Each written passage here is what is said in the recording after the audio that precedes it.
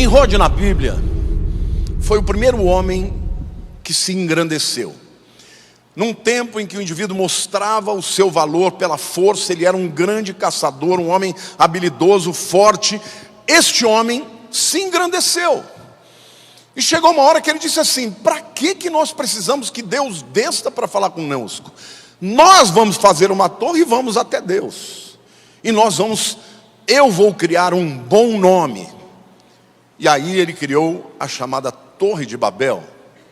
E a Bíblia diz que Deus desceu e destruiu aquela rebelião, separou os homens e confundiu as línguas. E ali houve um grande caos, quando o primeiro homem abertamente se rebelou contra Deus depois da queda de Adão e Eva.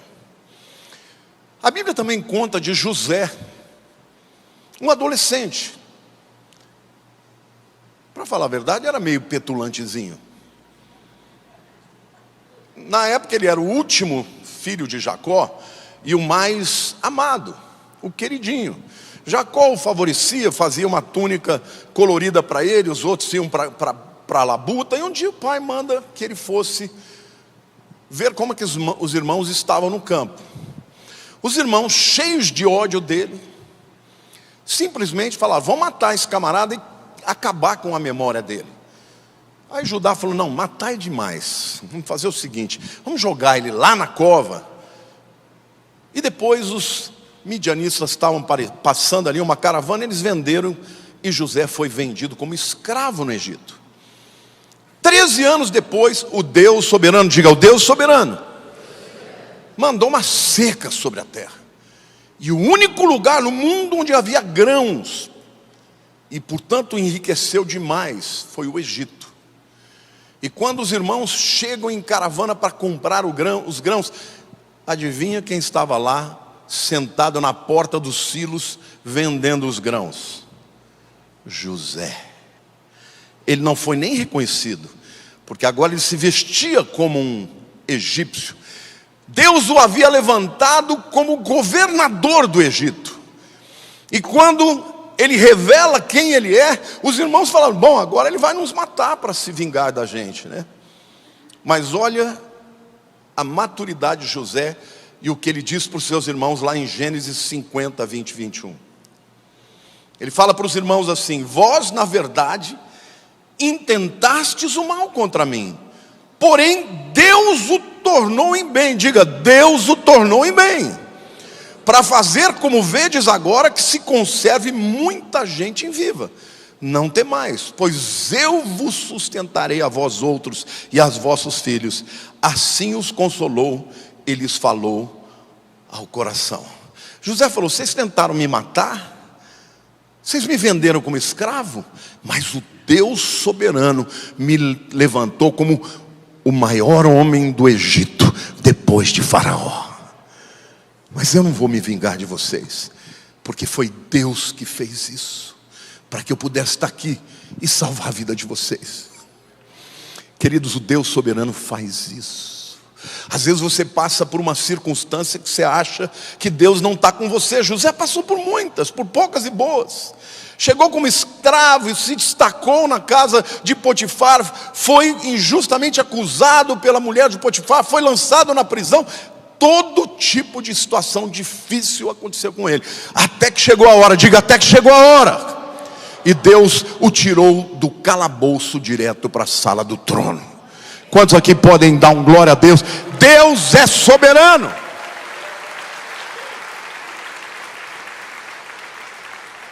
Isso tudo acontece no livro de Gênesis. Mas no livro de Êxodo, nós lemos que o faraó, um faraó que não conheceu a José, ficou muito preocupado com o crescimento do povo hebreu. Porque eles se multiplicaram, chegaram lá em 70 pessoas e já eram milhões. E para acabar com isso, ele baixou um decreto que toda criança do sexo masculino que nascesse tinha que ser morto, e da maneira mais impiedosa possível. Eles tinham que ser lançados no Nilo. Até hoje, se você vai no rio Nilo, Existe um animal lá que é muito temido. Vocês se lembram qual é? O crocodilo do Nilo. É um dos maiores, dos mais terríveis. E as crianças, aos milhares, eram jogadas no Nilo para serem devoradas pelos crocodilos. Diga assim, mas o Deus soberano é caprichoso. Ele falou, você quer matar no Nilo? Pois é, eu vou salvar uma criança no Nilo e essa criança vai te derrotar. Sabe o que ele fez? Joquebede e Anrão, os pais de Moisés, colocaram Moisés num cestinho que foi colocado nas margens do Nilo. Entregaram, não ao Deus dará, entregaram a soberana vontade de Deus. Sabe o que aconteceu? A filha do faraó, que não tinha filhos, viu o menino e o adotou. Deus falou, você quer matar? Aquele que eu vou levantar vai ser criado pela tua filha, vai ser seu neto. E é o seguinte, como ela não tem leite, eu vou fazer com que a mãe dele de sangue seja a ama de leite dela. E ainda vou pagar para ela fazer isso. Moisés cresceu no palácio como príncipe, aprendeu toda a cultura, a língua, toda a ciência daquela época, e Deus o estava preparando para ser o libertador do Egito. Diga assim, Deus é soberano. E quando chegou a hora de Moisés ir até o faraó para dizer, olha, agora você deixa o povo ir. Veja o que aconteceu lá em Êxodo capítulo 5, versos 1 a 2. Eu dei saltos na história, porque todo mundo sabe que ele foi expulso, ficou 40 anos lá no deserto, né? No meio do deserto pastoreando ovelhas, viu a sarça ardente, mas tudo bem, você já conhece isso. Agora ele já está pronto para enfrentar o faraó. Êxodo 5, 1 a 2 diz assim, depois foram Moisés e Arão, seu irmão, e disseram ao faraó, assim diz o Senhor Deus de Israel, deixa ir o meu povo para que me celebre uma festa no deserto. Respondeu o faraó, quem é o Senhor para que eu lhe ouça? Eu a vós e deixe ir a Israel. Quem é esse Senhor? Não conheço o Senhor, nem tampouco vou obedecer, nem tampouco vou deixar Israel ir. Qual foi a consequência do homem mais poderoso do mundo à época de enfrentar o Deus soberano? Você se lembra? 10 pragas, uma pior que a outra. As pragas aconteciam só no meio dos egípcios. Lá na terra de Gósen, onde estavam os hebreus, nada. E o faraó, até um certo momento, ele endurecia o coração. A partir da 4ª praga, Deus ia pesar tão forte, que Deus falou, se eu agora não endurecer o coração desse camarada, ele vai se converter. E eu não quero que ele se converta, porque ele é mau. E aí Deus endurece o coração dele, e Deus vai mostrando o seu poder e a sua glória e a sua vontade soberana.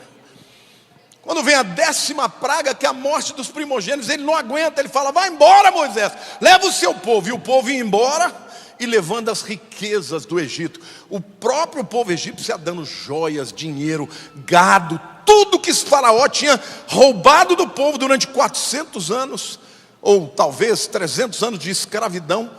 Deus fez com que o povo saísse levando e cantando e rejubilando. Só que no meio do caminho, eles chegam diante de um mar vermelho.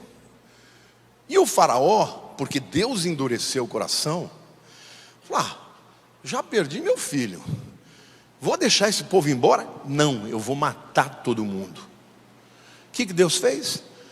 Abriu o mar, o povo passou a pés enxutos, e o exército de faraó foi junto. Quando o último hebreu saiu, Moisés levantou de novo o cajado, e o mar afogou a todo o exército egípcio. Irmãos, nós estamos falando disso de 3.500 anos atrás. Todos vocês ainda sabem o que Deus fez. Diga assim, o Deus soberano está no controle. Pastor, mas o que está acontecendo no Brasil? Aguarde e verás. Aguarde e verás. Ninguém afronta a Deus. E essa nação está afrontando a Deus, querendo aprovar coisas que Deus abomina. A França, recentemente, foi a primeira nação a colocar em Constituição o direito ao aborto. Pode escrever o que vai acontecer com aquela nação, vai de mal a pior, porque o aborto é uma das coisas mais abomináveis a Deus, e que o Senhor nos livre do aborto no Brasil, amém ou não? Você pode dar um grito de júbilo e dizer: eu creio.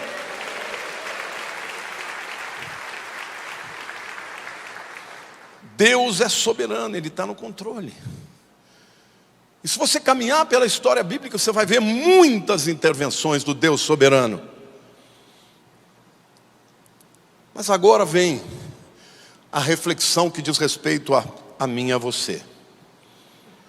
Diante desse Deus soberano, qual a resposta que nós devemos dar a este Deus soberano que está no controle?